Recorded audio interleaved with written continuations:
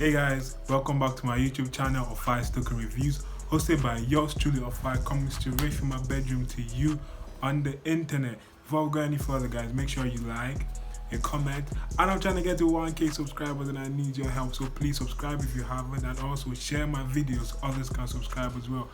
I would really appreciate that. The links to my social media will be in the description below, so make sure you follow the kid on social media. So today guys, I've got a movie review. Finally, I'm switching things up once again. You know, I usually do like music, cartoons, anime, but I decided, you know what, it's time to do something else. I've got a request to do Citation on the movie review, so you know what, I'm just gonna do it. Let me try my hands at movie reviews.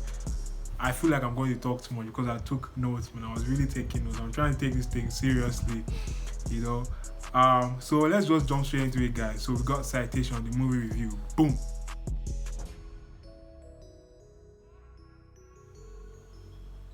The movie was made by Kulia Fulayan Production, Motion Pictures, and Golden Effects.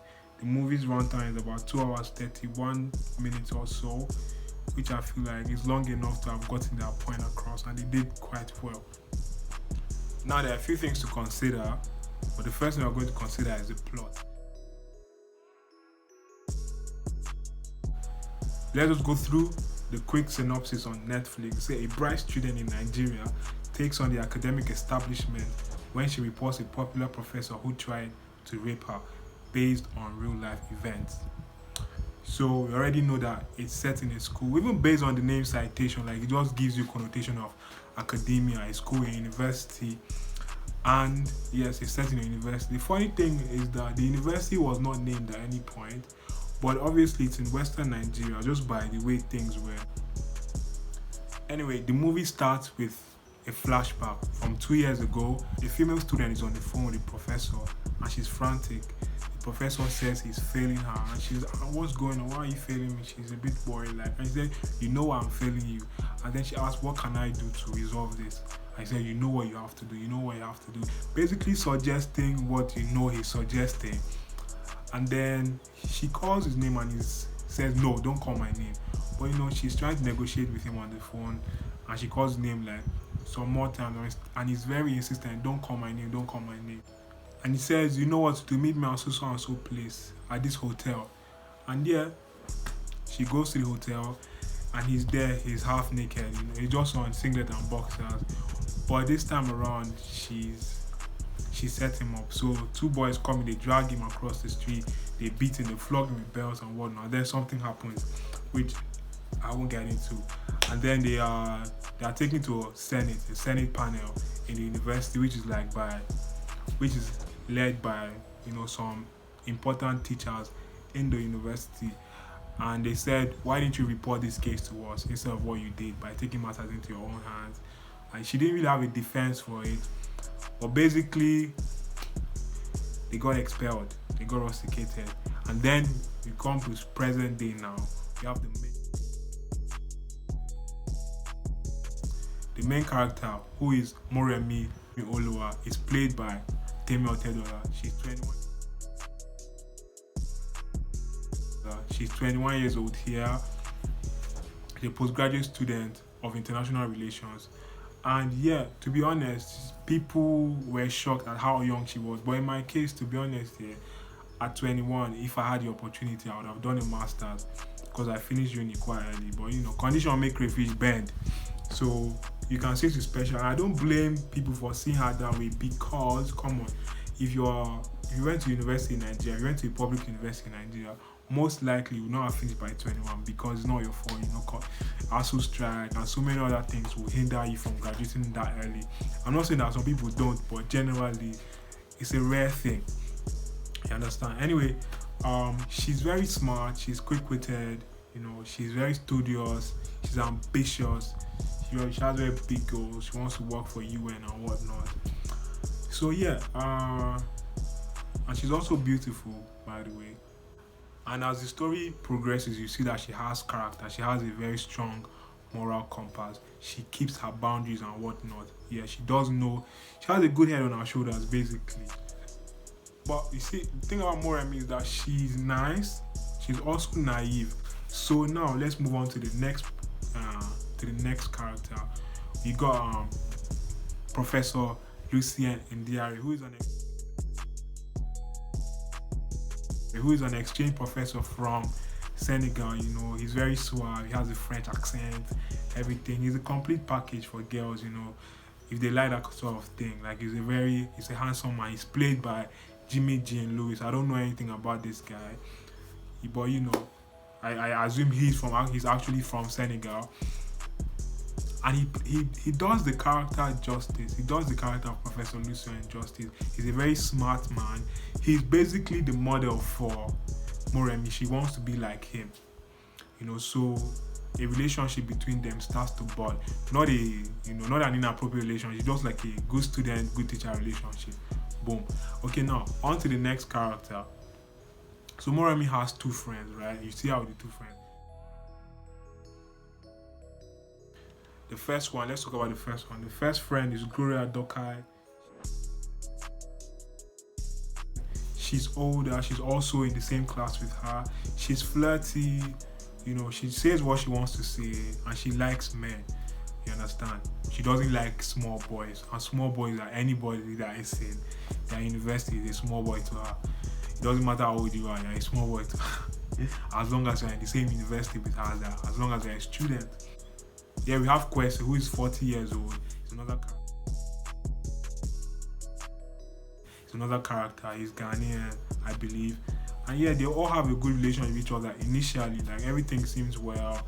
They are both surprised by it. Like, wow, you're just... Because initially, in the beginning of the movie, she was 20, not 21 yet. So you're like, wow, you're so young. You're doing your master's now. Like, wow, that's so good, you know. And she's a very bright student. And, you know, you just have to love her energy. Then you have Koyejo. Koyejo is played by Gabriel Afolayan. He's a final year medical student. And they show you how he meets Moremi. When he first meets her, he's a bit rude. Not like crazily rude, just a bit rude. The kind of rudeness that you can recover from it. And he did redeem himself the next time he saw her. And then, you know, he made some moves on her. You know, she was feeling the boy. The boy had the land. She was feeling the boy. We also have another character, which is like a legal representative, who is played by Joke Silva. She's from Ajoke something. I can't remember the name of the association or the organization she's from. It's an NGO that focuses on sexual assault, sexual violence, and whatnot. So yeah, those are the main characters. But the story is centered basically on her and the professor. Everything in between that, everybody that seems like the main character is not so main. The main character is just the professor and Moremi. Everybody else kind of like is a supporting main character, or are just supporting characters, to be honest. Moremi speaks 3 languages in this movie. That's English, French, and Yoruba.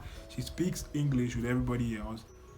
She speaks French with Professor Lucien and everybody else that speaks French, because obviously when she went to Senegal and whatnot. And then she speaks Yoruba, and she mostly speaks Yoruba with her boyfriend Koyejo. I feel like I found it quite romantic. I thought it was going to be like purely English, but you know, it was quite diverse, so big up to them on that one. Anyway, the story is set around sexual assault, sexual harassment, sexual crimes basically. And these are things that happen a lot in Nigerian universities. It just reminds me of Idris Abdul Karim with Mr. Lecturer. Mr. Lecturer can get down with me, Aisha. And these things are still prevalent today. Like, you know, Kiki Modi's breakout documentary from last year or 2018, Sex for Grace. It's basically like that kind of situation here. Like, and I like how it was dramatized. Before I get into that, even the music and everything, the cinematography, everything was just so beautiful. The music really propelled the story forward. It made you feel what you're supposed to feel at every point. I don't even lie, guys. At the end of the movie, like, there were tears bordering on my eyes. They didn't fall out, but there were some tears bordering on my eyes. I didn't know I was going to feel any tears, but you know, I didn't know I was going to have any tears in my eyes. But I got a little bit teary-eyed. Everything was such a wholesome ending, you understand? And the story is a lot of flashbacks, especially in the first half of the movie. Let's just say 3/4 of the movie is flashback, because of it take you to the present, the present was just a precursor of what happened before. And the reason why is because of, she's in a hearing against the professor who attempted to rape her. So she's in a hearing against, so she has to tell the story from her perspective, and he also has to do the same. So, just like in court, you're not talking about present events, you're talking about events that happened in the past. You're just narrating, you're recounting these events, and that's what's going on here. Like I said, there'll be some light spoilers, so sorry if I'm ruining it for you guys. But yeah, as you keep watching, you see that Moremi is very principled. She likes to keep her boundaries and whatnot. She develops a budding relationship with the professor. The reason why the professor noticed her was because the first time he came to class, he introduced himself. When I started teaching, she answered a question, and from there, everything started snowballing. He just took a liking to her. He took notice of her. He took judicial notice of her. Let's put it that way. And then as the story continued to unfold, you see that he got closer and closer. And the reason why he got closer was because, first of all, she taught him something that he didn't know how to do. And that's where things started from. And now, Koyejo is actually her boyfriend. He was a bit wary of it. He just wanted this guy should, meter your relationship with this guy. Like, keep your boundaries. Don't do too much. You know how men are like. Over familiarity will think you are giving them green light. And then she said, okay. But she doesn't really take it serious. And that's why I say she's naive. But after the incident, you get to see that the naivete, the light in her eyes kind of disappear. She has dimness in her eyes now. Her eyes are a bit more darker because of this traumatic incident that happened to her. And it doesn't happen all at once. It's like slowly but surely. The only thing is that she didn't step away from the professor. But I don't blame her, because this is somebody she admired, number one. Number two, he was her tutor, so she couldn't really get away from him. Yeah, she couldn't really get away from him. But it's a sad situation, man. But let's keep going on. As the story progresses, the professor tries to get more intimate with her, trying to isolate her, trying to get her on her own and whatnot. And speaking of isolation, like I said, the movie goes in and out of flashbacks. And in the present day, she's isolated because she has spoken out about what happened to her. She has become the poster child for sexual violence, sexual assault, sexual harassment, and whatnot on campus. So she feels like a pariah. People are giving her those looks. Those eyes, those dirty looks, those suspicious looks that people give you when they feel you have committed. She got a lot of them, and obviously to make anybody feel uncomfortable, man. Because like she said, I'm just trying to learn. I'm not really trying to be all these things. But sometimes what you want is not what you get. Situations happen. But anyway, I find it a bit odd that the center of attention was the professor, and he's not even Nigerian, he's from Senegal. But it also shows that it's an international thing. Like, it can be from anybody, it can be from anywhere. So I'm a bit like double-minded about it. Like, I feel like it should be localized because it will have had more impact. But at the same time, it doesn't matter where the person is from, as long as the system allows the person to do this thing, it's going to happen. But let's keep going, guys. So now in the first instance of you seeing that, okay, there's something fishy going on between the professor and her. She's in his office. They're talking about the dissertation she's doing. They're just discussing academic work. And he starts asking about her boyfriend and whatnot. And she's like, please back up. Like, this is something personal. I shouldn't be telling you. We should not be discussing this. Like, I would like to keep these things professional. But even before then, right, she used to call him Professor Lucien. And he said, no, you can call me Lucien. Just trying to soften her up. And she says, no, I don't feel that's appropriate. I'd like to maintain the status quo. And he says, in America, I call my professor David. And then she said, well, this is America. That was America. This is Nigeria. If I call you by your name, I feel like I'm disrespecting you and those ahead of you. So yeah, from there, he starts to ask her the more personal questions, like how are things doing with your boyfriend, that one, that medical student and whatnot. And she's a bit like, it's inappropriate, but he pushes on anyway. Then he asks her a very sexual question, which I'm not going to mention here because I want you guys to see it. And then she reacted the way that I expected her to react. She she became uncomfortable. She clutched her and she wanted to leave. She clutched her books, her bag, and she wanted to leave. And then he said another thing to her that was very triggering, and I feel like it was very cheeky. And then the way he played, I was like, okay, this guy is actually mad. This guy is actually mad. This guy is mad. And this is happening like during the panel, because when obviously the panel hearing is going on, and he's telling his side of the story, but he's distorting the information, he's distorting the recount, whereas she, on the other hand, is just saying the truth. So it begs the question of, me, I believe this, you should always believe the victim, because people might say that, what about cases of lying, where they like false accusations? Yes, those happen, but they are minute in number compared to the truth. It's like, let's say there are a million rape cases or rape related cases, sexual assault, sexual harassment and whatnot, right? I can say that out of a million, maybe 1,000 will be false. Let's even say 2,000 will be false cases, false accusations. Yes, false accusations should carry consequences, yes, but the vast majority are actually stuff that happens. So I feel like we should be predisposed to believe the victim. Yes, sometimes it might backfire and the person might be lying, but more often than not, the person is not lying. But the system is predisposed to believe the abuser and not the abused, or rather not the victim. So some people don't even want to come out. You get me? It's one of those things, man. So yeah, I always believe that you should believe the victim, and then from there you can work, you can see how it is. And then another thing with all these cases, because it's your word against mine, these things don't happen in public. There's barely any eyewitnesses to see what happened. So it's who is more credible, who can play the game better, that wins.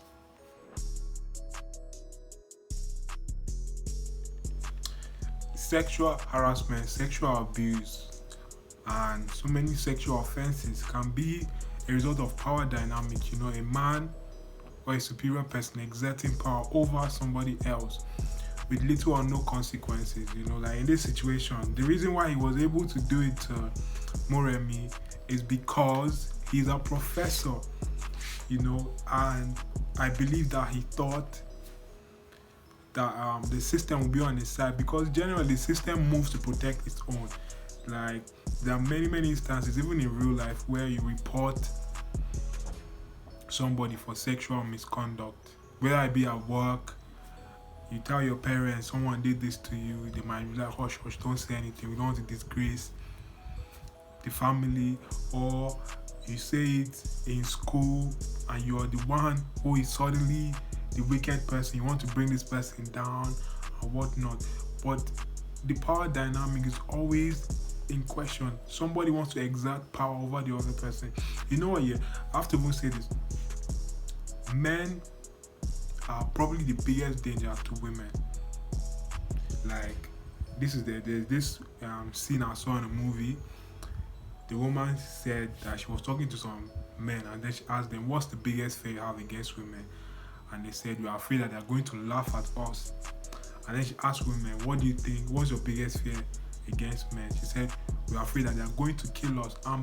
There's a lot of gender-based violence all around the world, and it's so crazy because men largely perpetrate this thing for so many reasons that I don't really want to get into right now. This is not something I'm very educated on, but it's fucked up. And it's fuck you if you are an abuser, you're an enabler, you're an apologist. Fuck you, for real.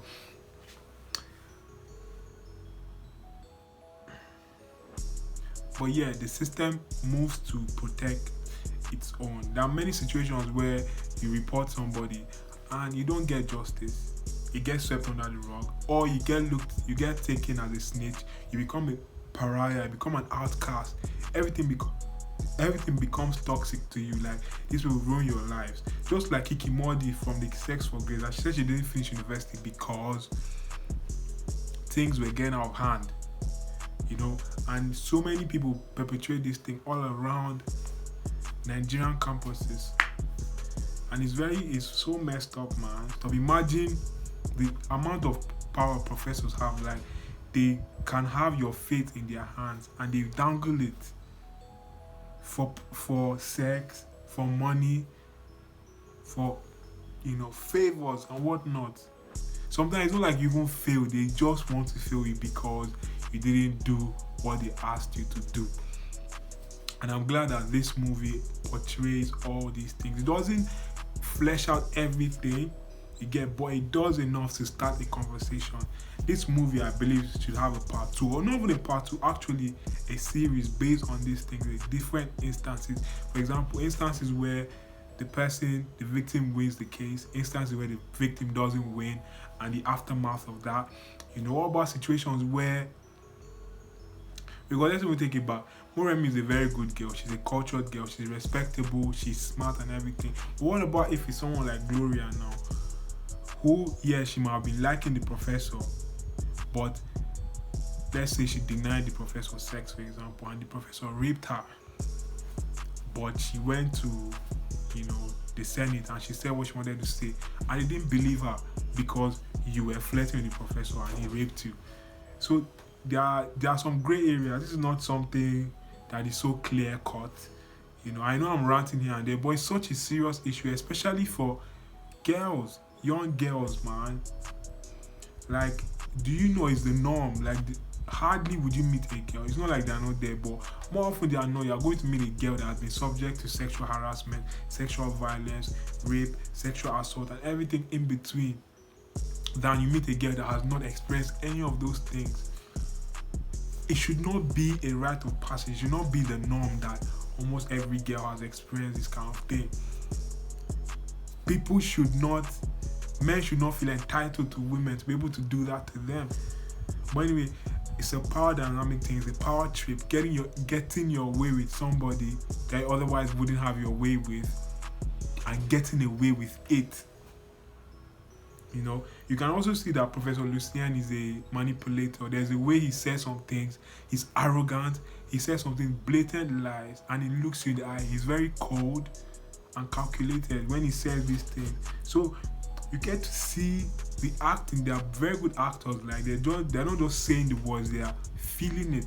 Even Moremi, like, she does a lot of facial expression. Like, for her first role, Temi Otoledola is killing the game, man. Like, her facial expressions, the things she doesn't say, but the things she does, everything just kind of like she embodies the role. And so does Jimmy Jean Lewis, who plays Professor Lucien.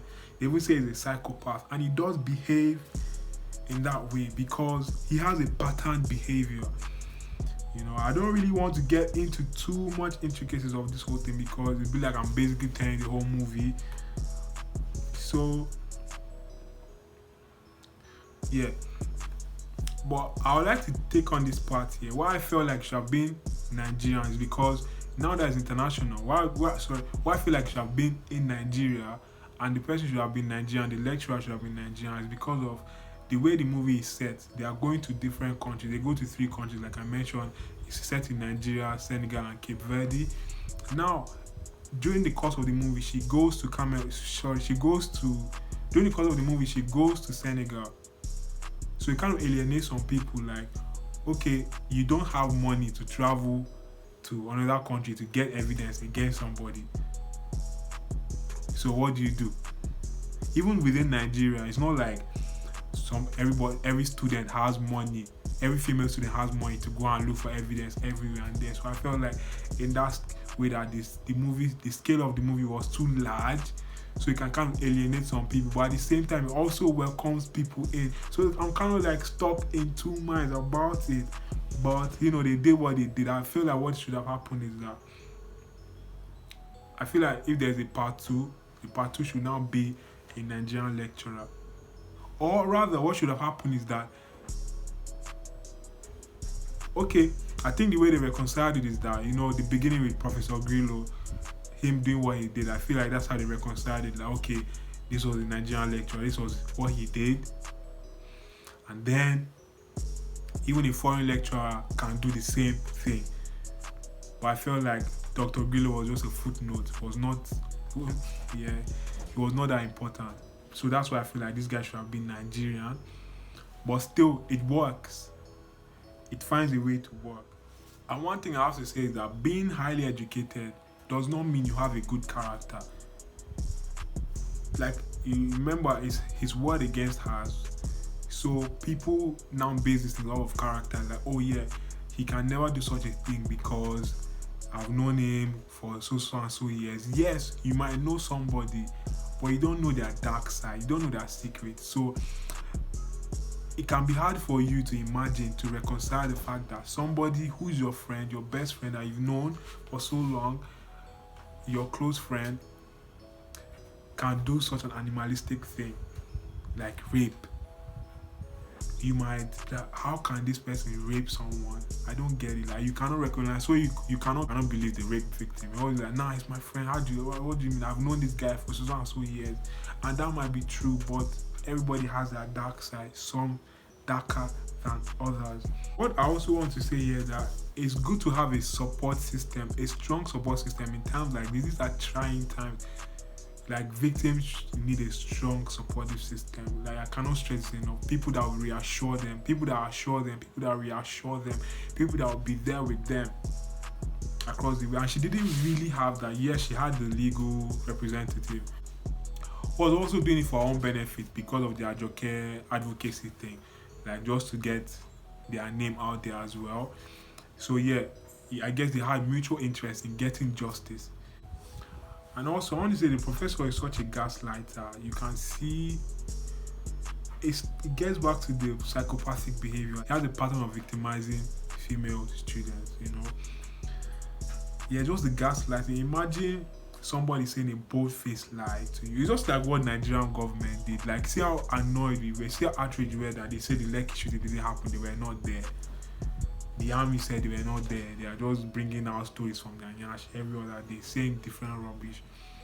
It's the same thing, like saying that what you saw didn't happen. And it's even worse when you now have people on your side or on their side saying, yes, that didn't happen. It's like something that happened to me, I'm the victim, and I said this thing didn't happen to me. So it's such a fucked up feeling, man.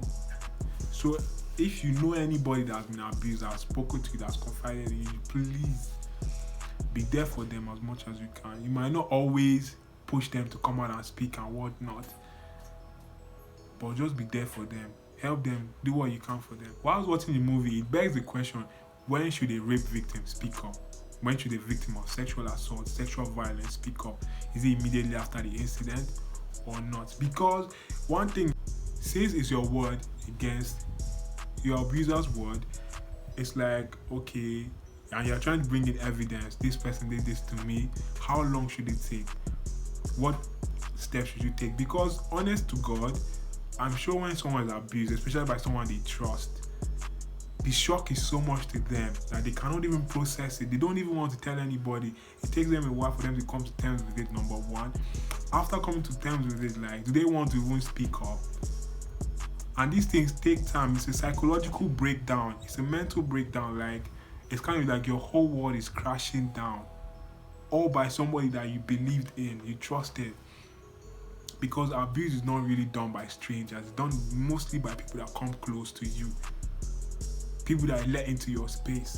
Be it family, friends, professors and whatnot. Those people you let into your space. So it's like, how long should it take? I know that you can take as long as you want, but the truth of the matter is that the longer you take, the less credible your information becomes to people. That's the thing, like, people have to believe you. And it's a crime, so you have to go beyond reasonable doubt. So it's really such a testy situation, man. Honest to God, it's so testy, man. I wouldn't know what to do if I was the one, because I'll be so shocked. I'll be even embarrassed. It's not the shocking, it's also the embarrassment, the feeling of guilt, especially when someone warned you about somebody and you didn't listen.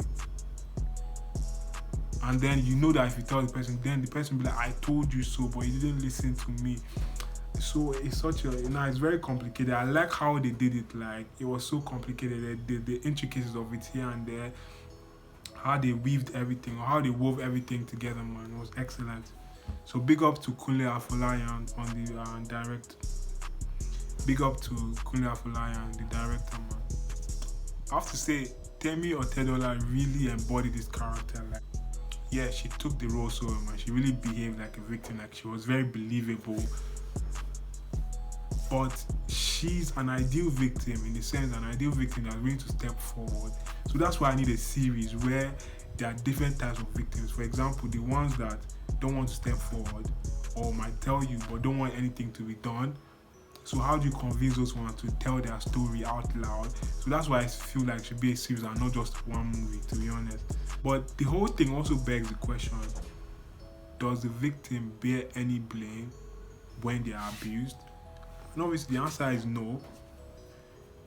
But in human interaction, people still blame the victim. They say, why did you wear this dress? Why did you go and see him at this time? I told you not to deal with this guy anymore. He didn't hear. And whatnot. So there's a lot of victim blaming. Not in this movie specifically, but there's a certain level of victim blaming here. But in general, in this situation, there's a lot of victim blaming. Societally, like, why you are inviting him while dressing like that? You are seducing him. Even if that was not your intention. Or even if, yes, a woman might seduce you, she might want sex, but she might change her mind. Just change, like, okay, guy, I don't want to do it again. Some guys will not hear. You will say you were coming on to me, you were seducing me. Yes, at the time she might have been, but in this present circumstance, she's not. But you forced yourself on her. So yeah, I don't feel like the victim should bear any blame. But I do think that it's sad, but we have to be cautious, man. Like, literally, you have to be cautious. Yeah. Because at the end of the day, if you're not cautious, people will still blame you. Why were you not cautious? Why didn't you do it? So you can't win either way. So it's better to be safe than sorry, man. It's a sad situation we're living, but fucking hell, it's better to be safe than sorry.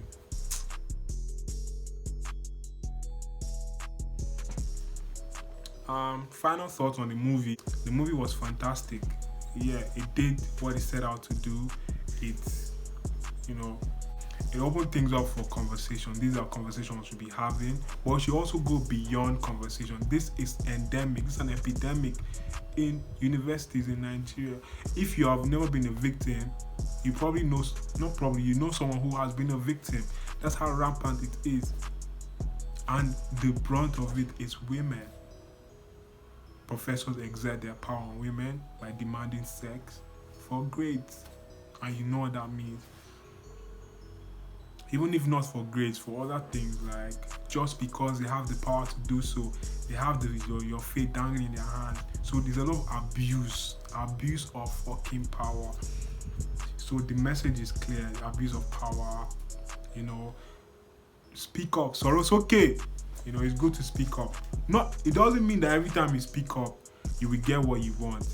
But in many circumstances, it's good to speak up, because the more people speak up, the more we can try and deal with these issues. You get me? Because these things happen and many people are silent. They don't want to, and the abusers get away with it. That's why I have a problem with people when they say, like, for example, let's say someone wants to take political office, and then the person that they raped 20 years ago comes forward and speaks, and then people start to say, she's being malicious towards the person, she's being malicious towards this man, he doesn't deserve it, blah blah blah. And I say this thing to myself, so what if she's being malicious? So what? He was being malicious first by raping her, by sexually assaulting her. You can only do that with malicious intent. There's no other. It's not out of love. It's nothing. It's malicious intent, whether you say so or not. So I don't have any problem whatsoever if someone is now being malicious to you 20 years later because they are taking political office, by bringing about the case of rape, because the rapist raped the person. The rapist raped the fucking person and doesn't deserve to be in that fucking office. Do you get? So yeah, so it's okay if you can. Silence is not the answer. It can feel it's easier to do that you might even feel like some people regret speaking up because they don't get justice, and it even becomes worse. But the norm should be speaking up, not being silent. That's the truth of the matter. But yeah, you should give this film a try. Like, the music, it just propels the movie forward, just progresses it. Like, I'm just like, oh yeah, I like the music. There's one part where they brought an artist here, and I feel like it was an odd choice, but it just made the movie feel more sophisticated. Because I thought they would just bring like a standard Nigerian pop artist, like a new guy and whatnot.